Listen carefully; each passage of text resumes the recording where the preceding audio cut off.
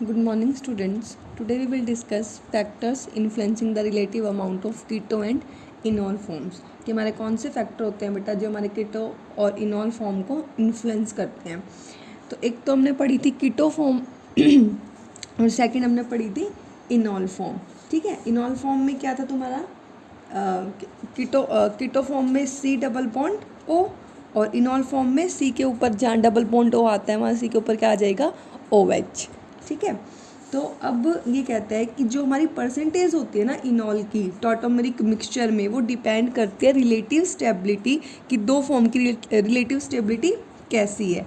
अगर हम वैसे बात करें तो कहता है कि कीटो फॉर्म जो है हमारी ज़्यादा स्टेबल होती है किससे, इनॉल फॉर्म से। तो पहले हम कीटो फॉर्म लिख लेते हैं एक बार, CH3CO CH2 COO C2H5, ये हमारी कौन सी फॉर्म हो गई, कीटो फॉर्म। और इनॉल form CH3COH double bond CHOO C2H5, that is इनॉल form.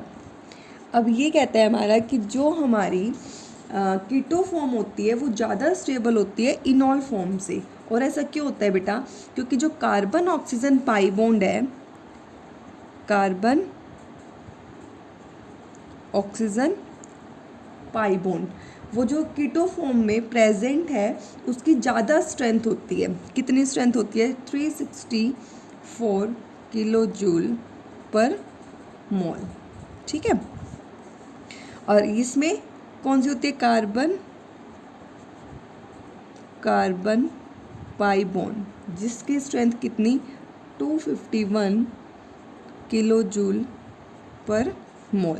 ठीक है, तो ये कहता है कि हमारी जो कीटो फॉर्म होती है वो इनॉल फॉर्म से ज़्यादा स्टेबल होती है। क्यों, because carbon oxygen pi bond has greater strength that is 364 kilo joule per mole as compared to carbon pi bond that has 251 kilo joule per mole. तो ये क्या कहता है, कीटो फॉर्म की ज़्यादा ग्रेटर स्ट्रेंथ है, इसकी वजह से ये हमारा ज़्यादा स्टेबल है। ठीक है, अगर हम तो इस जिससे रिजल्ट क्या आता है, जो इनॉल फॉर्म होती है हमारी वो बहुत ज़्यादा स्मॉल अमाउंट में प्रेजेंट होती है। बट अगर हम स्पेशल फैक्टर्स देखें, अगर हम इसकी स्टेबिलिटी इंक्रीज़ करना चाहें इनॉल फॉर्म की, तो हम क्या करेंगे, कुछ हम फैक्टर्स लेंगे। ठीक है, जिससे इसके अमाउंट को हम क्या कर देंगे, बढ़ा देंगे इनॉल फॉर्म की। और वो दो फैक्टर्स हमारे कौन से होंगे, फर्स्ट फैक्टर आ जाएगा उसमें conjugation of the ethylenic double bond with a second carbonyl carbon. अगर हम इथाइलिनिक डबल बॉन्ड की कंजुगेशन कर दें किसके साथ, सेकंड कार्बोनिल कार्बन के साथ, या फिर दूसरा फैक्टर ले, formation of intra molecular hydrogen bond between the enolic hydroxyl group and second carbonyl group। Clear. तो अभी तक मैंने क्या बताया कि कीटो फॉर्म हमारी ज़्यादा स्टेबल होती है as compared to enol form, because keto form has a greater strength than the carbon pi bond strength. ठीक है, that is 251 kilo joule per मोल। और अगर हम इनॉल फॉर्म की अमाउंट को बढ़ाना चाहते हैं तो हम कुछ स्पेशल फैक्टर्स लेंगे जिससे हम इसके अमाउंट को बढ़ा देंगे। First factor, conjugation of ethylenic double bond with the second carbonyl carbon, and second factor, formation of intramolecular hydrogen bond between the enolic hydroxyl group and second carbonyl group. ठीक है, बहुत जो हमारे ये दोनों फैक्टर होंगे क्या करेंगे, ऑपरेट करेंगे, जिससे हम इनॉलिक फॉर्म जो एसिटिक एस्टर की है वो बढ़ा देंगे। तो यहाँ पे दोनों फैक्टर को हम शो कर देंगे।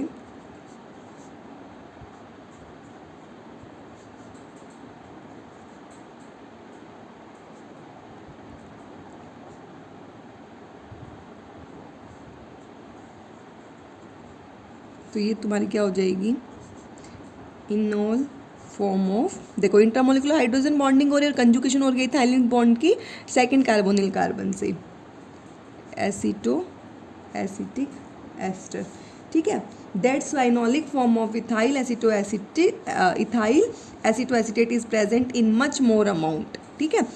इन दो फैक्टर की वजह से कितनी अमाउंट हो जाती है, 7.5% इक्विलिब्रियम में, ठीक है। Then the enolic form of simple carbonyl, simple carbonyl अगर देखा जाए जैसे कि एसीटोन में ले लेना तो कितनी हो जाएगी 2.5 10⁻⁴ इनोल फॉर्म। अगर सिंपल एसीटोन में देखी जाए इनोल फॉर्म तो इतनी, और अगर इससे देखा जाए तो इथाइल एसीटो एसीटेट में कितनी अमाउंट प्रेजेंट होती है इनोल फॉर्म की, 7.5%, ठीक है बेटा। तो ये था तुम्हारा factor influencing the relative amount of keto and enol form. इसमें कंपोजिशन भी है टॉटोमेरिक मिक्सचर, और उसकी डिटर्मिनेशन जो हम पीएमआर स्पेक्ट्रोस्कोपी से देख सकते हैं, फिर केमिकल मेथड से देख सकते हैं, वो आप लोग पढ़ लेना। सेकंड आता है हमारा acid base catalysis. Acid base catalysis in keto enol tautomerism. अभी क्या कहता है कि जो हमारे कीटो इनोल इंटर कन्वर्जन है वो स्ट्रॉन्गली कैटलाइज्ड हो सकता है by the presence of acid और बेस, ठीक है। और ये क्यों होता है, क्योंकि हमारा एसिड और बेस का बहुत ही ज़्यादा इफेक्टिव रोल होता है बेटा इनके इंटर कन्वर्जन्स में। तो फर्स्ट हम देखेंगे बेस कैटालिसिस, ठीक है। अब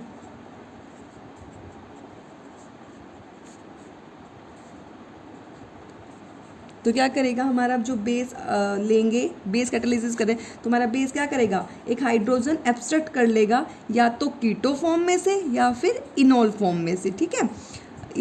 या तो कीटो फॉर्म में से ले लेगा या इनोल फॉर्म में से, और हमारा क्या बना देगा, रेजोनेंस स्टेबलाइज्ड एनायन बना देगा।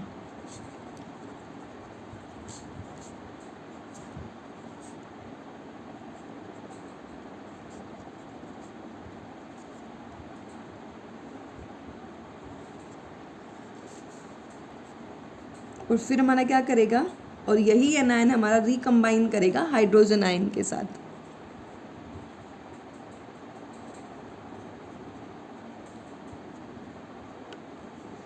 ठीक है। ये तुम्हारा बेस कैटालिसिस है। अब देखो पहले सबसे पहले क्या लिया, बेस ने हाइड्रोजन आयन क्या किया, एब्स्ट्रैक्ट किया या तो कीटो फॉर्म में से या फिर इनोल फॉर्म में से, और रेजोनेंस स्टेबलाइज्ड एनायन बना दिया। फिर ये एनायन बेटा क्या करेगा, रिकम्बाइन करेगा हाइड्रोजन आयन के साथ, ठीक है। अब इसमें दो केसेस आते हैं। अगर रिकम्बिनेशन हमारा कार्बन पे होता है तो हमारी क्या बनेगी, अगर कार्बन पे होता है तो हमारी क्या बनेगी, कीटो फॉर्म, ठीक है। बट अगर हमारी रिकम्बिनेशन हमारा ऑक्सीजन पे होता है तो हमारा क्या बना देगा, इनोल फॉर्म, ठीक है। क्या दो पॉसिबिलिटी बताई, जो हमारा रेजोनेंस स्टेबलाइज्ड एनायन बना है ये एनायन रिकम्बाइन करेगा हाइड्रोजन आयन के साथ। अगर ये एक रिकम्बिनेशन अगर कार्बन पे होती है तो हमारी कीटो फॉर्म बनेगी, बट अगर ये ऑक्सीजन पे होती है तो हमारी कार्बन पे होती है तो हमारी कीटो फॉर्म बनेगी, बट अगर रिकम्बिनेशन ऑक्सीजन पे होती है तो हमारी इनोल फॉर्म बनेगी, ठीक है। अब करेंगे हम एसिड कैटालिसिस। तो एसिड कैटालिसिस में हमारा क्या आ जाएगा, हम क्या लेंगे, कीटो फॉर्म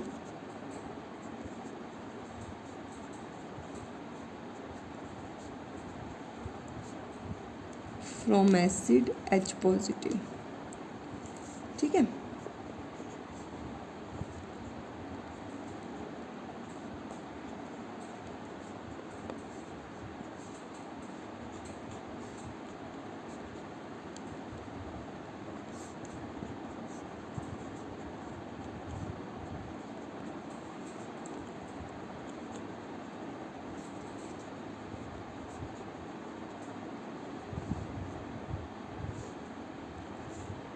ये हमारा क्या हो जाएगा,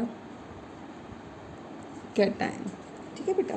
तो अब की बार ये हमारा कहता है एसिड कैटालिसिस में अगर हम एसिड की प्रेजेंस लें तो हमारा जो हाइड्रोजन है या तो वो कार्बोनिल बॉन्ड कीटो फॉर्म से लेगा या फिर इथाइलिनिक बॉन्ड इनोल फॉर्म में से, ठीक है। और हमारा क्या बना देगा, कैटायन बना देगा।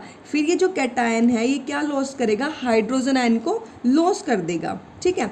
अब देखो इसमें भी दो पॉसिबिलिटी है, उसमें पॉसिबिलिटी थी रिकम्बिनेशन की, ठीक है। इसमें पॉसिबिलिटी है हाइड्रोजन को लॉस करने की। अगर हाइड्रोजन लॉस होता है हमारा कार्बन से तो हमारी क्या बनेगी इनोल फॉर्म, बट अगर हमारा हाइड्रोजन लॉस होता है ऑक्सीजन से तो हमारी क्या बनेगी कीटो फॉर्म।